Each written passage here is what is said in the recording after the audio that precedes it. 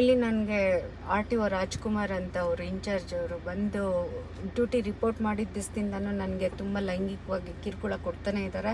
ನಾನು ಅವ್ರ ಚೇಂಬರಿಗೆ ಆಫೀಸ್ ವಿಷಯವಾಗಿ ಏನಕ್ಕೆ ಹೋಗಲಿ, ಅವ್ರು ತುಂಬ ಕೆಟ್ಟದಲ್ಲೇ ನನ್ನ ಬ್ರ್ಯಾಡ್ಜ್ ಹಾಕೋಣ ಏರಿಯಾನ ಅವರು ಗಮನಿಸ್ತಾ ಇರೋರು.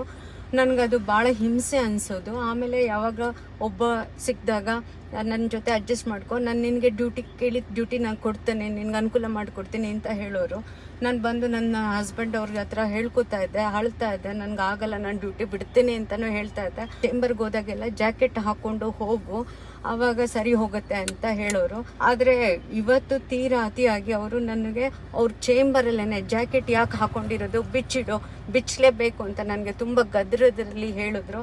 ನಾನು ಆಗಲ್ಲ ಸರ್, ನನಗೆ ಚಳಿ ಇದೆ, ನನಗೆ ಆಗಲ್ಲ ಅಂತ ಎಷ್ಟೇ ಒಳ್ಳೆತನದಲ್ಲಿ ಕೂಡ ಹೇಳಿದ್ರು ಅವರು ನನಗೆ ತುಂಬ ಗದರಿಸಿ ನನಗೆ ಬಿಚ್ಚಿಸಿ ನನ್ನ ಎದೆ ಭಾಗನ ದೃಷ್ಟಿ ಇಟ್ಟು ನೋಡಿ, ನೀನು ಯಾಕೆ ಕಾರಣಕ್ಕೂ ಜಾಕೆಟ್ ಹಾಕೋಣಂಗಿಲ್ಲ, ನೀನು ಹಂಗೆ ಹಾಕೊಳ್ಳೇಬೇಕು ಅಂದರೆ ಲಿಖಿತವಾಗಿ ಕೊಡು, ಆ ಲಿಖಿತವಾಗಿರೋದನ್ನ ನಾನು ಕಮಿಷನರ್ ಸಾಹೇಬ್ರಿಗೆ ನಾನು ಕಳಿಸ್ತೀನಿ, ಅವರು ಪರ್ಮಿಷನ್ ಕೊಟ್ಟರೆ ನೀನು ಜಾಕೆಟ್ ಹಾಕೋ ಅಂತ ನನಗೆ ಭಾಳ ಮಾನಸಿಕವಾಗಿ ಹಿಂಸೆ ಮಾಡಿದ್ರು.